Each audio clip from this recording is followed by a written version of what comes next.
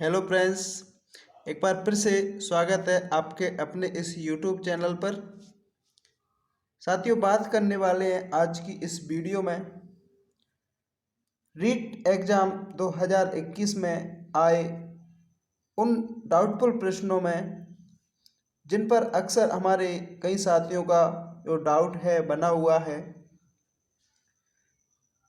दोस्तों, पिछली वीडियो में भी हमने कई डाउटफुल प्रश्नों पर चर्चा की है और उस वीडियो में भी हमने कई डाउटफुल जो प्रश्न हैं उनका जो उत्तर है वो बिल्कुल प्रमाणित रूप से दिया है। तो आपने अगर वो पुरानी वीडियो नहीं देखी है तो आप उन वीडियो को ज़रूर देखिएगा। हो सकता है आपका कोई डाउट बना हुआ हो तो उन वीडियो से देखने के बाद आपका वो डाउट है वो क्लियर हो जाए। साथियों, आज की इस वीडियो में हमने उन्हीं प्रश्नों को शामिल किया है जो पिछली वीडियो के माध्यम से हमारे कई जो साथी हैं उन्होंने पूछे हैं और जिन पर अगर अक्सर है वो विवाद है वो बना हुआ है। कई विद्वान साथी उन प्रश्नों का जो उत्तर है वो अलग अलग मानते हैं, कई प्रश्नों के दो दो उत्तर भी माने जा रहे हैं। तो उन सभी प्रश्नों को आज की इस वीडियो में हमने शामिल किया है और उन सभी प्रश्नों का जो उत्तर है बिल्कुल हम प्रमाणित तौर पर देने वाले हैं। तो वीडियो को पूरा ज़रूर देखिएगा। बिल्कुल प्रमाणित रूप पर आपके जो प्रश्न हैं उनके उत्तर है वो आज इस वीडियो में मिलने वाले हैं।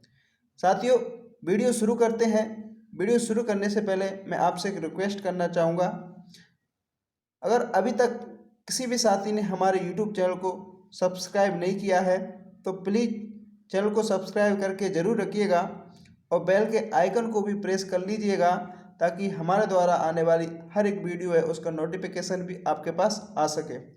साथियों, इसी प्रकार के हम प्रश्न आपके लिए लेकर के आते हैं, तो चैनल को सब्सक्राइब करके ज़रूर रखिएगा।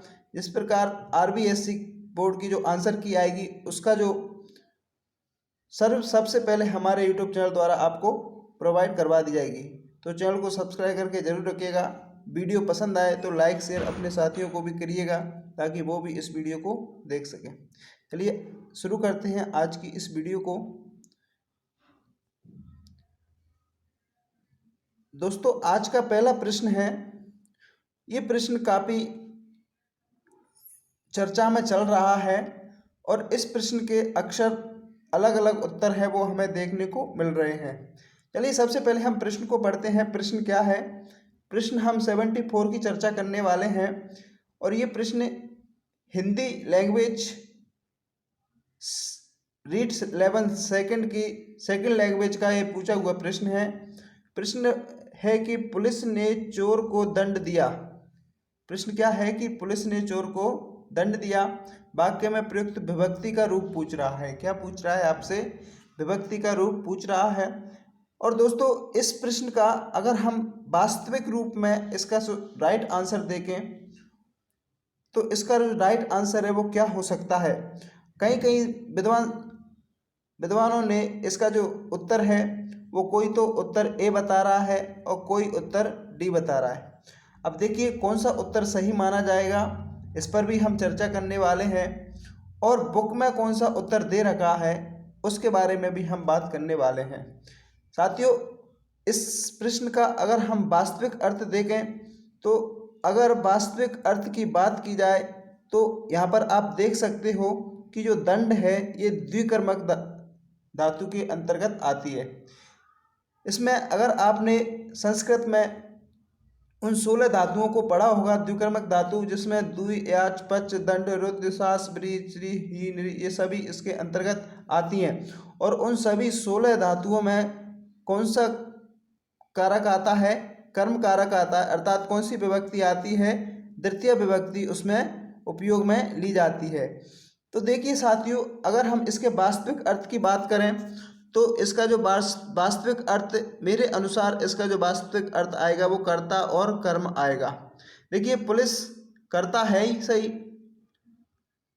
और चोर को यहाँ पर क्या माना है? यहाँ पर कर्म भी मान सकते हैं और संप्रदान भी माना जा सकता है, लेकिन सही कौन सा माना जाएगा उस पर भी हम बात करने वाले हैं। अब देखिए यहाँ पर कहा गया है कि चोर को दंड दिया। अब दंड दिया है, लेकिन हम अगर यहाँ पर संप्रदान की बात करते हैं, किसकी बात करते हैं, संप्रदान की बात करते हैं, तो संप्रदान इच्छा अनुसार दिया जाता है। और संप्रदान वहाँ होता है जहाँ दान के रूप में दिया जाता है। और संप्रदान कारक वहाँ आता है जब आप किसी को दे रहे हो तो सामने वाला लेने वाला संतुष्ट हो। लेकिन यहाँ पर अगर सामने वाले को हम दंड देते हैं तो सामने वाला संतुष्ट नहीं होता। तो इस हिसाब से तो इसका जो राइट आंसर है वो कर्ता और कर्म माना जाएगा। लेकिन RBSC बुक जो रचना प्रबोध है उसमें इसका जो राइट आंसर है वो कर्ता और संप्रदान को माना है। मैं इसका बिल्कुल प्रमाणित रूप से जवाब है मैं आपके सामने लेकर के आया हूँ। आप देख सकते हो रचना प्रबोध हिंदी की उस बुक है, बिल्कुल एज इट इज उदाहरण है, आप यहाँ पर देख सकते हो। देखिए ये संप्रदान कारक है और संप्रदान कारक का जो लास्ट उदाहरण है यहाँ पर बिल्कुल एज इट इज लाइन लिखी हुई है कि पुलिस ने चोर को दंड दिया। और ये हिंदी की जो 9 से 11वीं की जो व्याकरण की रचना प्रबोध बुक है उसमें दे रखा है, आप बिल्कुल देख सकते हो। तो मेरे अनुसार अगर वास्तविक अर्थों में देखा जाए तो उसमें कर्ता और कर्म माना जा सकता है। लेकिन RBSC बुक है तो इस RBSC बुक का अगर उसके अनुसार मानता है, बोर्ड अगर इसके अनुसार मानती है, तो इसका राइट आंसर संप्रदान कर्ता और संप्रदान कारक ही राइट आंसर होगा। तो मैं कर्ता और संप्रदान पर जाऊंगा क्योंकि बुक के अनुसार दे रखा है, तो मैं यहाँ पर इसका राइट आंसर डी पर जाऊंगा। अगर इसमें ऑब्जेक्शन लगता है तो ऑप्शन नंबर ए भी राइट आंसर माना जा सकता है, लेकिन मैं यहाँ पर ऑप्शन नंबर डी पर जाऊंगा, कर्ता एवं संप्रदान पर।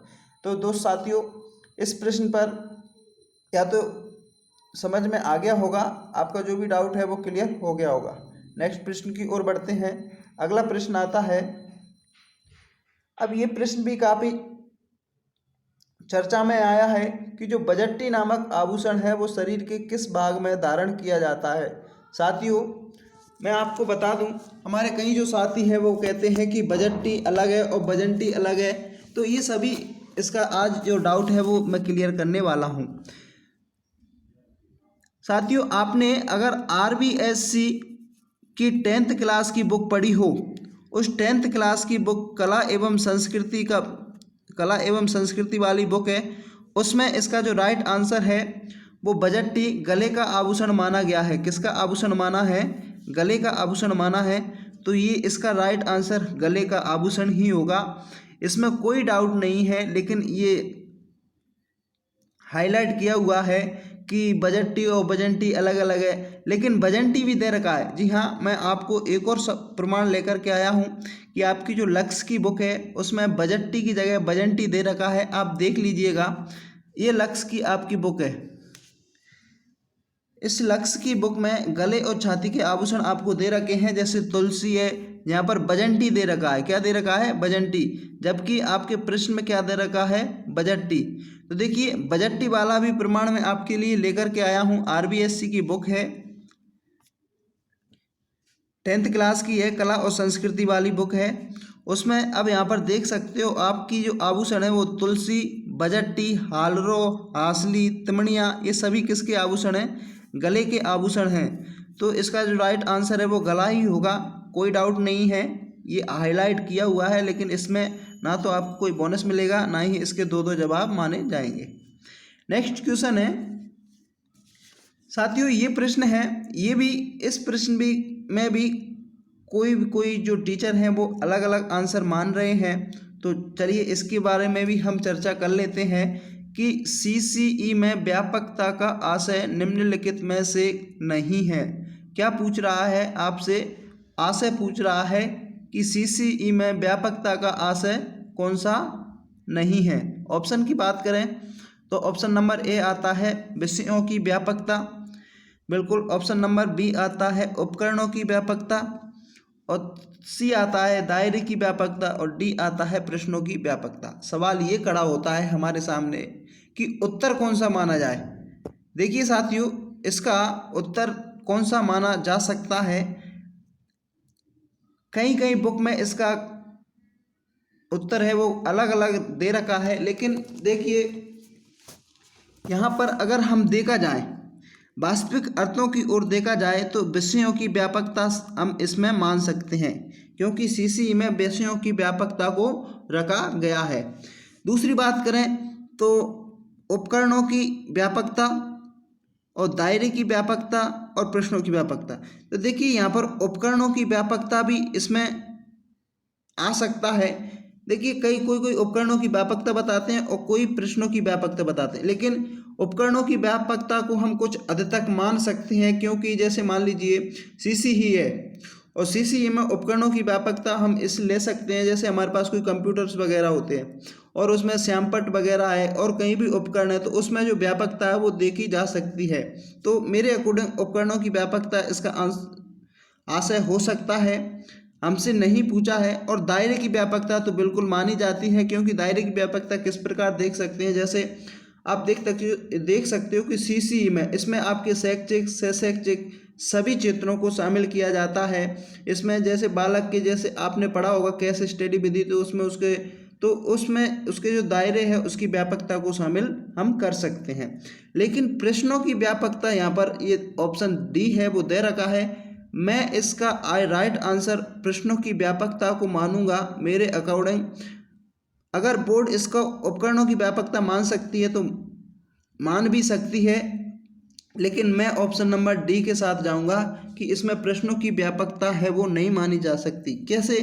देखिए प्रश्नों की व्यापकता नहीं होती, अगर आप देखा जाए तो प्रश्नों की सीमितता को देखा जा सकता है। सीसीई में जैसे मान लीजिए आपके पास प्रश्न होते हैं, लघुत्तरात्मक प्रश्न है, निबंधात्मक प्रश्न है, अति लघुत्तरात्मक है, वस्तुनिष्ठ प्रश्न है, तो इसमें इसकी व्यापकता को नहीं रखा जा सकता। आप निबंधात्मक प्रश्नों को जैसे 20 प्रश्न या 30 प्रश्न नहीं रख सकते, एक उसकी सीमितता होती है। इस प्रकार यहाँ पर मेरे अकॉर्डिंग इसका जो राइट आंसर है वो डी हो सकता है। बाकी बोर्ड इसका क्या राइट आंसर मानती है वो आपको पास जो ऑफिशियली आंसर की आएगी उसमें पता लग जाएगा। नेक्स्ट प्रश्न की ओर बढ़ते हैं साथियों। अगला प्रश्न आता है, ये प्रश्न कोई खास नहीं है, पूछा था इसलिए शामिल कर लिया था कि जो समादर है, समादर पद का संधि विच्छेद है। एक्चुअली ये प्रश्न ही गलत है, ये प्रश्न ही गलत है, क्योंकि समादर में कोई संधि विच्छेद आपको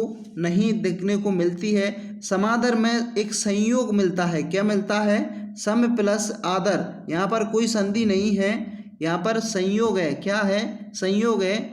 तो इसका जो राइट आंसर अगर देखा जाए तो ए ऑप्शन माना जा सकता है, लेकिन ये प्रश्न डिलीट हो सकता है क्योंकि ये गलत है, क्योंकि इसमें समादर में कोई संधि नहीं है, संयोग माना जाता है। अगर इसको तोड़ें तो इसमें दो उपसर्ग हमें देखने को मिल जाते हैं, सम प्लस आ प्लस दर। तो आई होप ये प्रश्न आपको समझ में आ गया होगा। साथियों नेक्स्ट क्वेश्चंस की ओर बढ़ते हैं। अगला प्रश्न आता है, बिहार बनम इत्यस्य समास विग्रह विद्यते। क्या पूछ रहा है? बिहार बनम इत्यस्य समास विग्रहो विद्यते। तो देखिए दोस्तों इस प्रश्न में भी दो उत्तर हमें देखने को मिलते हैं। कोई बिहारस्य बनम बताता है और कोई बिहाराय बनम बताता है। तो देखिए बिहार बनम का अगर हम इसका जो हिंदी में अर्थ माने तो बिहार का बन, बिहार के लिए बन। अब हम बिहार का अर्थ होता है ब्रह्मण से लिया जाता है। किससे लिया जाता है?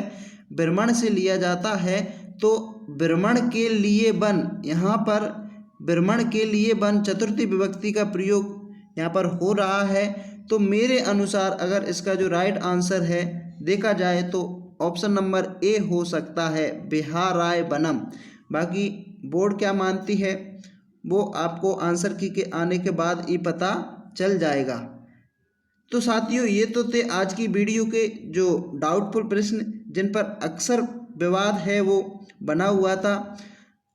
अगर इनके अलावा आपको और कोई भी ट्यूशन है और उस पर आपको डाउट लगता है कि भाई इस प्रश्न पर दो उत्तर दे के जा सकते हैं, तो आप डाउटफुल वाले उन प्रश्नों को कमेंट बॉक्स में ज़रूर पिन करके जाइएगा। मेरे द्वारा उन प्रश्नों का बिल्कुल प्रमाणित तौर पर जवाब देने की कोशिश मैं पूरी करूँगा। बिल्कुल रिसर्च के साथ उन प्रश्नों को आपको जवाब दूंगा। तो आप पे उन जिस पर भी आपको डाउट है उन प्रश्नों पर आप कमेंट करके बता सकते हैं। साथियों, वीडियो पसंद आई हो तो लाइक और शेयर ज़रूर करना अपने साथियों को, और चैनल पर नए हो तो चैनल को सब्सक्राइब भी करके रखना। इसी प्रकार की वीडियो हमारे द्वारा आपके लिए प्रोवाइड करवाई जाती हैं। चलिए मिलते हैं अगली वीडियो में, तब तक के लिए जय हिंद, जय भारत, टेक केयर, धन्यवाद।